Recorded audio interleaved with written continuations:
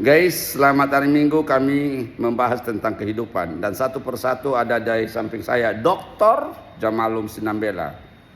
Setelah doktor apa bang? Profesor. Apa arti kehidupan bagi abang? Bagi saya kehidupan itu menikmati setiap saat yang Tuhan berikan kepada saya. Terus kehidupan sama abang kalau nggak ada uang dengan ada uang apa bedanya?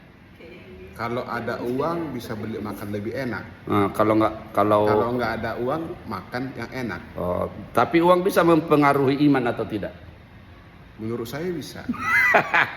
Karena kalau saya ada uang, saya bisa pergi retreat, saya bisa pergi jalan-jalan naik pesawat. Tapi bisa. Kalau tidak ada? Kalau tidak ada, saya nikmati saja yang saat ini. Jadi bagi kamu ada uang tidak ada uang, jangan takut. Roh Kudus telah menyediakan semuanya. Bersama kami di sini ada wanita-wanita cantik.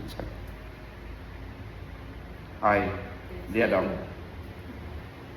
Oke, bye bye. Kami mulai ya pertemuannya tentang kehidupan.